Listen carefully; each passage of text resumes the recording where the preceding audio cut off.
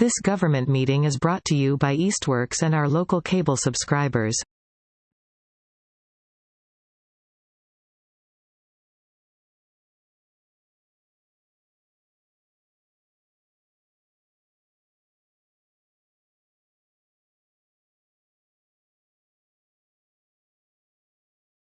Called order this meeting of the Easthampton Planning Board for Tuesday, September 23rd, 2025. We are all in person. We are recording.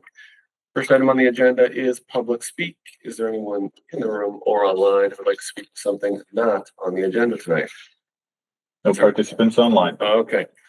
Moving right along, we have the continued public hearing for Kevin Perrier for 35 Pleasant Street.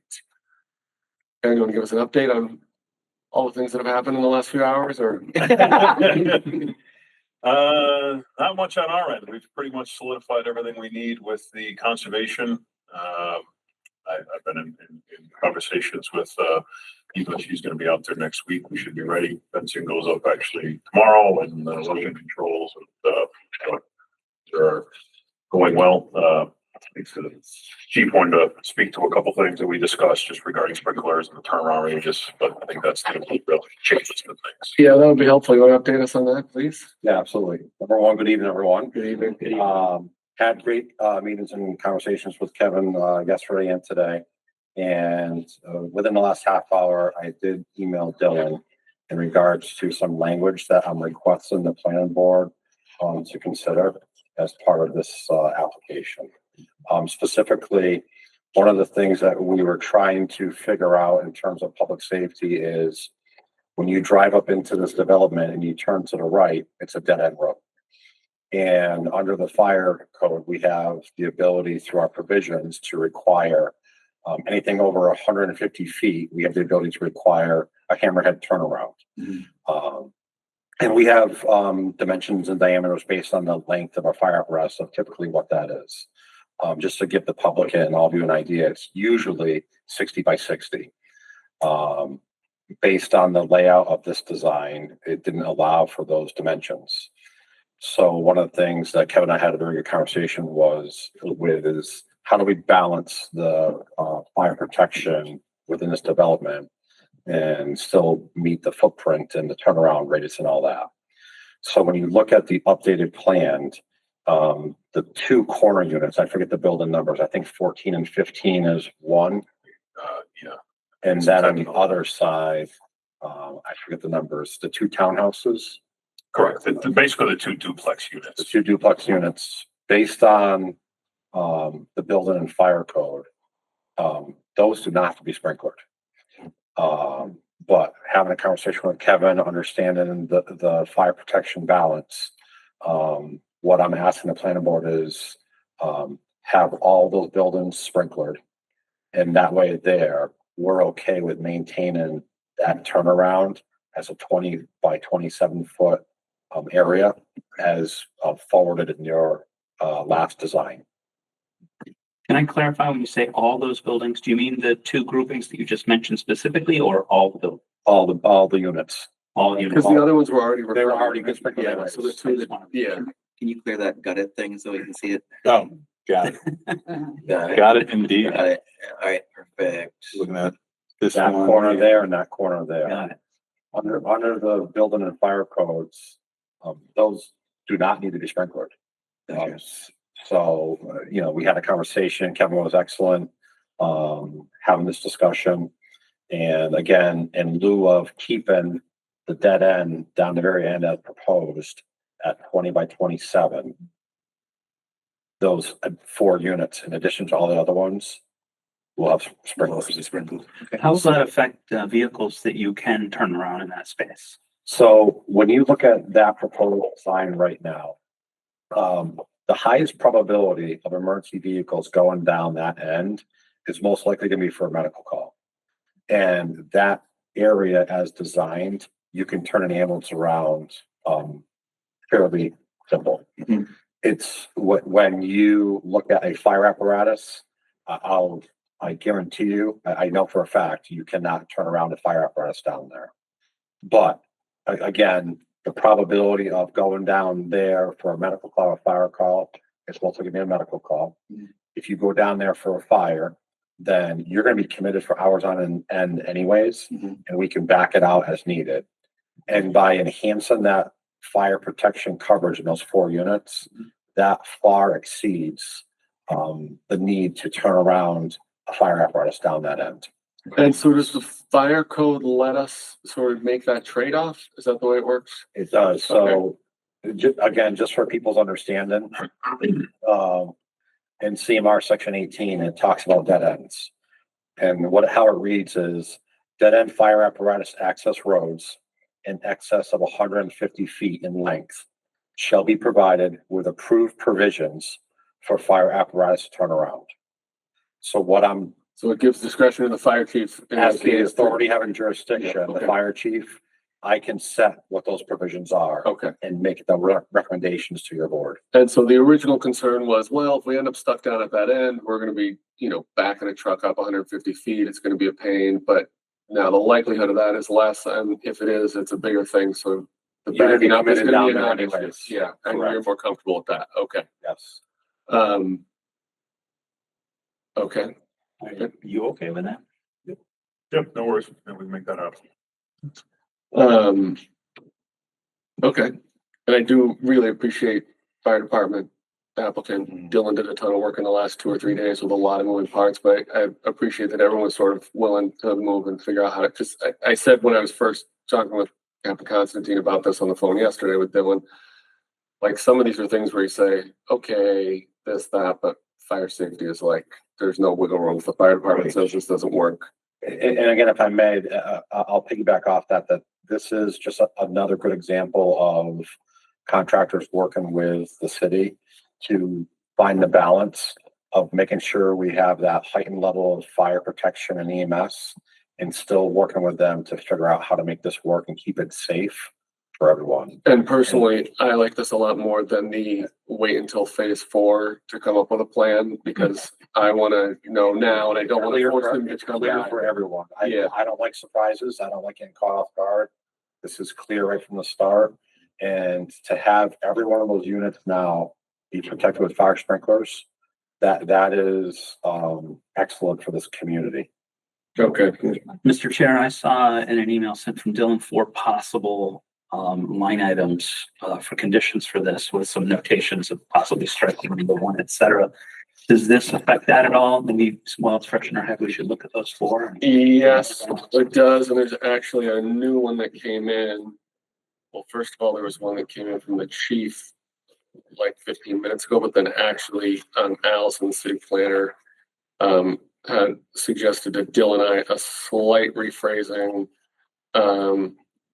Chief, let me know what you think of this for yours. So it says, a dead end turnaround of 20 feet by 27 feet shall be permitted, provided that an automatic sprinkler system conforming with the NFPA 13 or NFPA 13R as allowable by Massachusetts State Building Code and Massachusetts Comprehensive Fire Code 527 CMR 1.0 and a fire alarm system conforming to NFPA 72 are installed in all residential buildings in the development. I would say and maintained.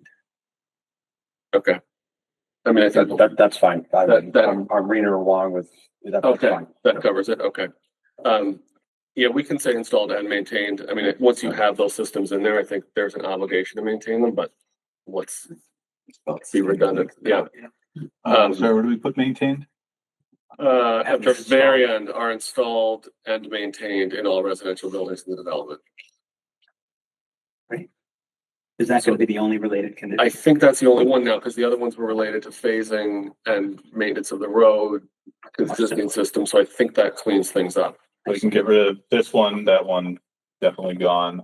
Any modifications to the site during each phase of construction shown on revised site plans that affect fire apparatus access shall be reviewed by the Easthampton Fire Department for compliance with Fire Code 527 CMR 1 and all applicable codes throughout the site. That one, do you believe we can strike as well? Yep. Wonderful. And we're gonna go back through all these too, so we can talk them through if we need to, but yeah. And then just the last one on fire, because then the number 2 is going to be redundant. That's what we just did with 3. Parking and snow are prohibited from the northeast turnaround. The turnaround will be striped and signage shall be posted that states do not block emergency vehicles to turn around. This was something that Dan Constantine had wanted, even after we discussed this. Can you read that to me one more time? So I can't see it. Yeah, absolutely. Parking and snow storage are prohibited from the northeast turnaround. The turnaround will be striped and signage shall be posted that states do not block emergency vehicle turnaround. That's fine. Keep that. Okay, good. And then number 2, that's the same as number 3, just Yep. worded differently. Yep. So, and those 2, we just said, and that We just one talked about about. parking and snow, those are the 2 I have for fire. Okay. So I think now, does anybody else have any questions or comments about this or what we have in front of us? Okay, I think we can go through our findings now, which start on page 7. I'm happy to read until I fall down. Section 8.3, multifamily housing, the planning board finds, and again, speak up, questions, comments, thoughts, planning board members or the public. Multifamily dwelling shall be permitted in the R5, R10, R15, R35, downtown business, highway business, neighborhood business, and middle industrial district, as noted in table 5.1, only upon issuance of a special permit from the planning board as specified in section 12 of this ordinance and in accordance with additional requirements specified herein. Board finds the property is located in the neighborhood business zoning district where the use is allowed with a special permit. B, multifamily dwellings with at least 15% of the dwelling units and not less than 1 unit, meeting the criteria for affordability as defined in section 8.34, shall be permitted in the R5, R10, R15, R35, downtown business, highway business, neighborhood business, and middle industrial district as noted in table 5.1. Only upon issuance of a special permit from the planning board as specified in table 5.1 of this ordinance and in accordance with the additional requirements specified herein.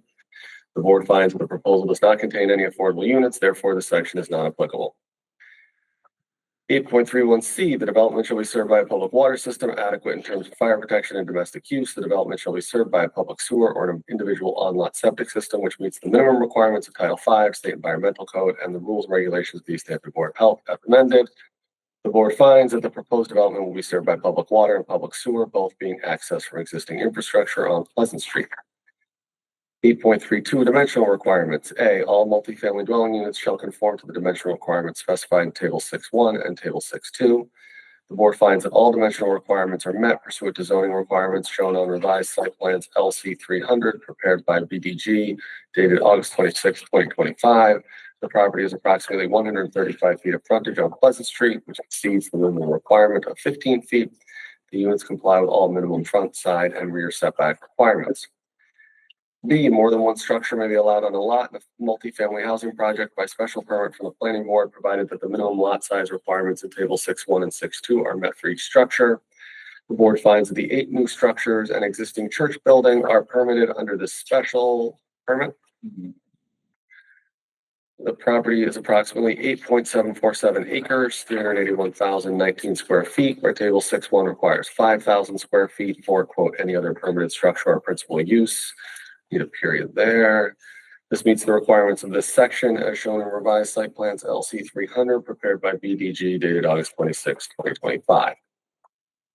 C. And quick note, there's several instances here where I see BDG and I see on page 2, it says presenting Jeff Squire from Berkshire Design Group. That's, I think, maybe the first reference I see. I think you should add to that first reference in parentheses BDG. Define the term. What page? Well, I could be wrong, but I'm seeing on page 2 under public hearing, the first mention of Berkshire Design Group. There is one actually. No, you're right. Page 1 under public hearing, Berkshire Design Group and Winslow Architect. So I think you need to put in parentheses after BDG to spell out what BDG Perfect. is. Wonderful. I agree. And it's there. Just on the one. Okay. 8.32C, the maximum number of dwelling units per structure shall be 18 with the condition in the R15 and R35 districts of the maximum yard setbacks being increased to 50 feet if the structure contains over 6 units. In the mixed use mill industrial, the planning board by special permit may allow a greater number of units in the historic mill buildings. The board finds that the proposed development consists of buildings with a maximum of 9 units in the converted church with 6, 4, and 2 units per structure for all other buildings. Additional requirements, 8.3311. The development shall be integrated into the existing terrain and surrounding landscape and shall be designed to protect abutting properties and community amenities. Building sites shall, to the extent feasible, minimize use of wetlands, steep slopes, floodplains, hilltops. Board finds all construction is proposed at least 15 feet from the slope, and the plans have been reviewed by GZA Geo-Environmental Inc. and the Easthampton Conservation Commission, and the project's apostrophe S there. Stormwater plan has been approved by the Conservation Commission. To minimize obstruction of scenic views from publicly accessible locations, the board finds the project does not create any obstructions of scenic views. 3, preserve unique natural or historical features. The board finds the project leaves the riverfront buffer and slope intact. 4, minimize tree, vegetation, and soil removal and grade changes, and maximize open space retention and screen objectionable features from neighboring properties and roadways. The board finds that of 8.747 acres of existing trees on site, approximately 5.6 acres, 64%, are in the 200-foot riverfront buffer and will not be removed or developed. The on-site dumpster for the church will be enclosed and screened from neighboring properties. Dylan, back on number 2, the board finds that this project Is. Yeah. Thank you. More than one structure may be placed on a lot, but no residential structure shall be placed closer to each other than 10 feet and must be visually separated by trees and plantings. In addition, each dwelling must be provided with access, drainage, and utilities functionally equivalent to that provided in the planning board subdivision rules and regulations. The board finds all structures are at least 10 feet apart from one another as shown in revised site plans LC 300 prepared by BDG dated August 26, 2025. All proposed structures have sufficient access, drainage, and utilities. 3, in the DB, HB, and MI districts, no dwelling shall be permitted on the street level. The board finds this section is not applicable. Design requirements, 8.332. A, buildings shall be in harmony with prevailing character and scale of buildings in the neighborhood and the city through the use of appropriate building materials, screening, breaks in roof and wall lines, and other architectural techniques. Variation in detail, form, and siting shall be used to provide visual interest and avoid monotony. Proposed buildings shall relate harmoniously to each other with adequate light, air, circulation, and separation between buildings. The board finds the proposed buildings are consistent with the style architecture and massing of the existing houses in the downtown section of the city, as shown on the drawing list title sheet and building ABBA and CBBC plans and elevations prepared by BDG dated April 28, 2025. 8 or 26, is it always 28? It's been August 26th for those other ones. These are April 28th. Oh, I'm assuming that's a different data submission, and he just needs a period at the end of that one. Yeah. 8333, vehicular and pedestrian access requirements. The plan shall maximize the convenience and safety of vehicular and pedestrian movement within the site and in relation to adjacent ways. A traffic memorandum prepared by Banas and Associates, Inc., dated June 30th, 2025, was presented for this development to determine the potential for off-site impacts. This document is provided separately as part of the submittal. The memorandum shows that there will be a reduction in weekday traffic compared to the current daycare use and an increase in weekend traffic, and the increase would not be readily apparent over existing conditions, close quote. The project driveway connects to Pleasant Street in a straight section, which provides adequate sight distance in either direction. The board so finds this to satisfy this condition. Multifamily structures shall have access on roads having sufficient width, suitable grades, and adequate construction to provide for the needs of vehicular traffic generated by the site. The board finds that the proposed roadway meets subdivision standards for width, grades, and construction specifications. C, connecting walkways with tree belts shall be provided between structures and parking areas within the site and shall be constructed in accordance with the standards set forth in the Easthampton subdivision regulations. The board finds that the proposal provides adequate sidewalks throughout the development to satisfy this requirement.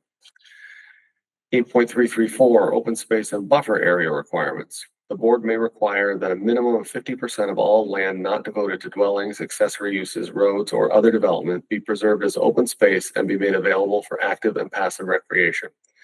The board finds that approximately 36% of the property will be developed, which will result in 64% preserved as open space. B, multifamily dwellings shall be separated from adjacent properties by buffer strips consisting of trees and or fencing sufficient to minimize the visual and noise impacts of the development. Such a buffer strip shall be at least 10 feet in width and it shall contain a screen of plantings. The screen shall not be less than 5 feet in width and 6 feet in height at the time of occupancy of such lot. Individual shrubs or trees shall be planted as close as necessary to create a visual screen and shall thereafter be maintained by the owner or occupant so as to maintain a dense screen year round. At least 50% of the plantings shall consist of evergreens. A solid wall or fence not to exceed 6 feet in height, complemented by suitable plantings, may be substituted for such landscape buffer strip as approved by the planning board. The strip may be part of a yard. The board finds that the proposed buildings meet setback requirements and the proposed fencing adequate to satisfy this condition. 8335, parking, loading, and lighting requirements. To the extent feasible, parking areas shall not be located within a required front yard and shall be screened from public ways and adjacent or abutting properties by building location, facing, fencing, or planting. No individual parking area shall contain more than 14 spaces. Parking spaces shall be located not less than 15 feet from the front property line and 10 feet from the back or side property lines. No parking shall be allowed on interior streets. The site has 3 shared parking areas, 1 at the rear of the site and 2 along the west side of the church. All have less than 14 spaces, that's there, and meet setback requirements. B, exposed storage areas, machinery, service areas, truck loading areas, utility buildings and structures, and other unsightly uses shall be set back or screened to protect the neighbors from objectionable features. The board finds that the dumpster located in the rear of the property is sufficiently. Get rid of that. Get rid of that. Finds the dumpster located in the rear of the property to be sufficiently set back and screened from the road. Moving back to A there, Dylan, I think we just need a board finds. C, no building shall be floodlit. Drives, parking areas, walkways, and entranceways shall be illuminated only by shielded lights not higher than 15 feet. The board finds that this project does not propose any flood lighting and proposed lighting does not exceed 15 feet. E336, water supply and sewerage requirements. Water supply and waste disposal systems shall not place excessive demands on municipal infrastructure. The board finds the proposed units will not place excessive demands on the municipal sewer system. E337, stormwater runoff. To the extent feasible, measures for runoff from an impervious surface should be designed to meet the following objectives in an appropriate manner. Prevent non-point source pollution from urban runoff to streams, water bodies, or groundwater. The board finds the grade on the property has all runoff water from improved surfaces directed into the basins, dry wells, or porous asphalt, as shown in revised site plans LC 400, prepared by BDG, dated August 26, 2025. Prevent the flooding of other neighboring downgrading properties. The board finds the proposed stormwater plan sufficient to handle stormwater runoff as to prevent flooding of downgrading neighbors, as shown in the revised site plans LC 400, prepared by BDG, dated August 26, 2025. Promote recharge of groundwater aquifers while preventing pollutants from entering groundwater. The board finds the proposed stormwater control sufficient to filter stormwater runoff as shown in the revised site plans LC 400, prepared by BDG, dated August 26, 2025. 8338, utility requirements. Electric, telephone, cable TV, and other such utilities shall be underground. At the September 16th hearing, the applicant provided testimony that they are coordinating with the utilities company from where they will connect, but stated that all utilities will be located underground. 8339, accessibility requirements. Developments seeking permitting for deed restricted multifamily housing to persons over age 55 shall design the first floor units. The board finds this section is not applicable. All right, 12.7. 12.7.9 special permit criteria for approval. A, conformance with the provisions of the ordinance of the city of Easthampton, general laws of Massachusetts, and all applicable rules and regulations of state and federal agencies. The board finds that all other building code requirements will be met for the construction of the units. B, protection of city amenities and abutting properties through minimizing of any detrimental or offensive uses or destruction of unique or important natural, scenic, or historic features.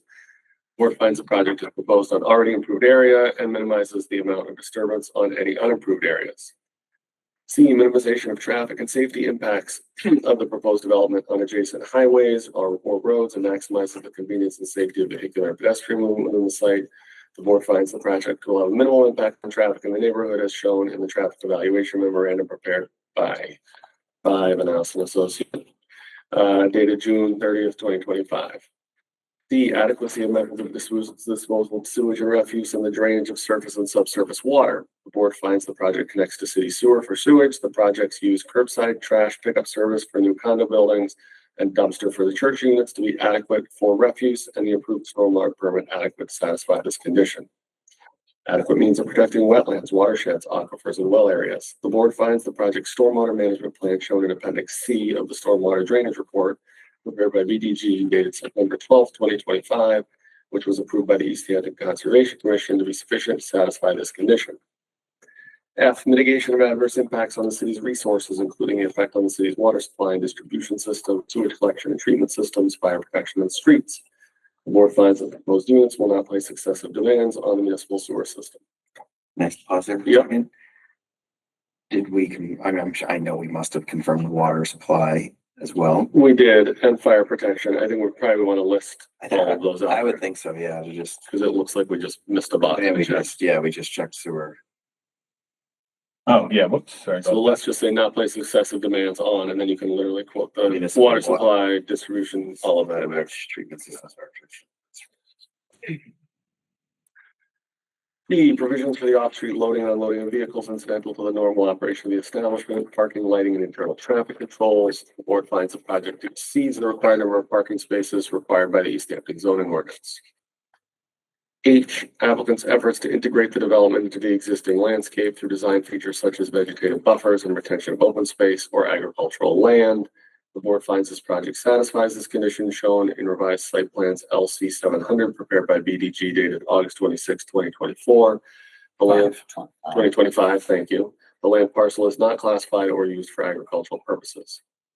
I, minimization of the area over which existing vegetation is to be removed. Where tree removal is required, special attention is to be given to the planting of replacement trees.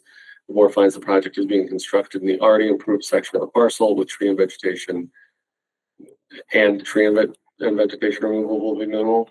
So where tree and vegetation removal Yeah. will be minimal. Fantastic. Okay, the consistency of the development with respect to setback area, placement of parking, and architectural style, landscaping, and surrounding buildings. The board finds the proposed development adheres to all required setbacks and area requirements as shown in revised site plan LC 300 prepared by BDG dated August 26, 2025. K, adequacy of the measures to prevent pollution of surface groundwater and to minimize erosion and sedimentation and to minimize changes in groundwater levels, increased runoff, and potential for flooding. The board finds the proposed long-term maintenance as outlined in Appendix C of the Stormwater Drainage Report prepared by BDG dated September 12, 2025 will provide adequate measures of protection. And L, adequacy of the methods to ensure the use will not constitute a nuisance by reason of unacceptable level of air or water pollution, excessive noise, or visually flagrant structures and accessories. The board finds that the construction of the new units and conversion of the church into residential units on the property will not constitute a nuisance because the new residential uses are compatible with existing residential uses in the area and will not result in increased air, water pollution, or excessive noise in the neighborhood. Can I just be stupid there? Yep, Can we just say increased air / water or increased air or water pollution? There you go. It is It going is going to increase air. it might increase air. There's more people, so they, Increased, so will not result in increased air or water pollution. Yeah. Like that? That sounds good. Wonderful. Hey, we made it to condition. Conditions. Exciting stuff. All right, general conditions. First one is all exterior site improvements shall be constructed and maintained in accordance with the following plan, listing all the plans submitted by the applicant. 2, prior to any site work, the applicant shall coordinate a pre-construction meeting to include at a minimum the city engineer and representative from the planning board. The purpose of the meeting shall be to review construction stage erosion control, stormwater controls, and compliance with special permit requirements. 3, prior to the issuance of a final certificate of occupancy or the transfer of the property to the HOA, the applicant shall provide stamped as-built plans of the stormwater system and coordinate a post-construction meeting to include at a minimum city engineer and representative of the planning board.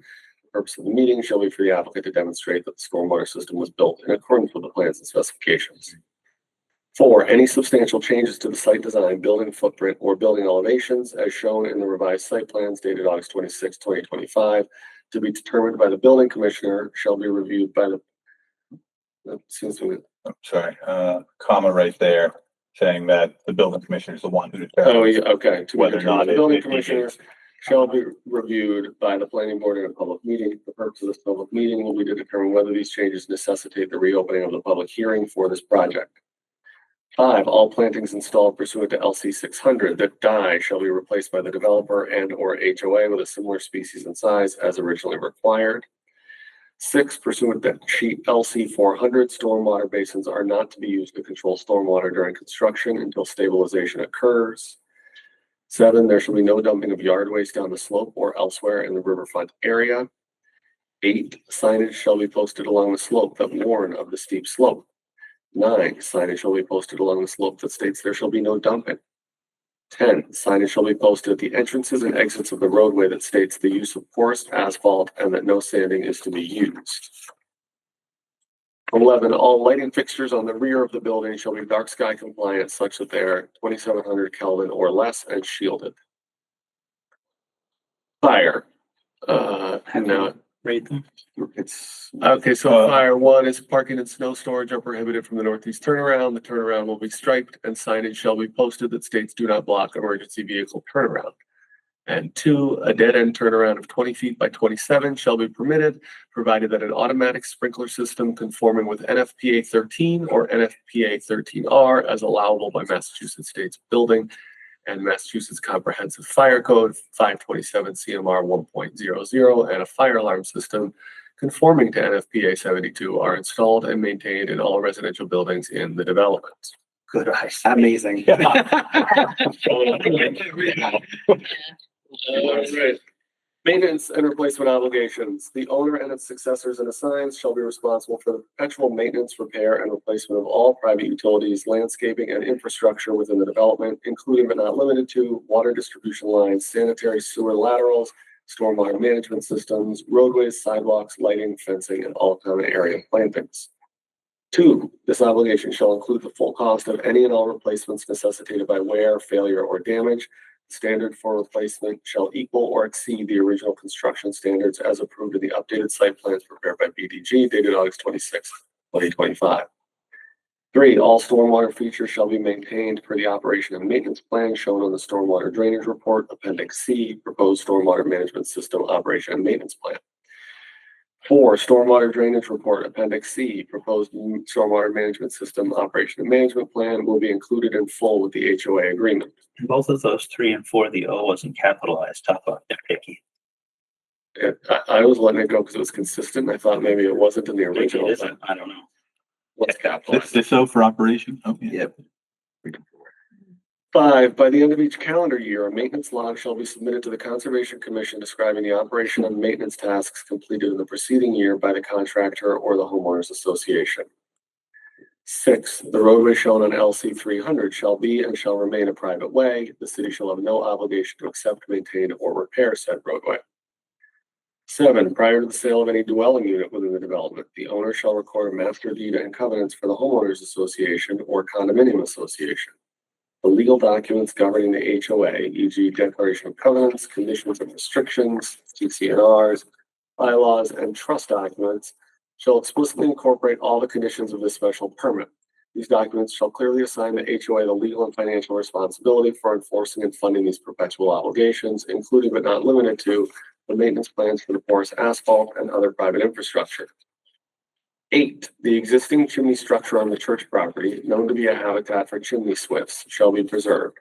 There shall be no removal, demolition, or other modifications to the chimney that would physically damage their habitat without prior approval of the planning board. A draft of the HOA documents shall be submitted to the planning board for review to ensure compliance with this condition. Evidence of the recorded documents, which include these conditions, shall be provided to the planning board prior to the issuance of the first certificate of occupancy. Any questions, comments, final thoughts from the board or the planning department?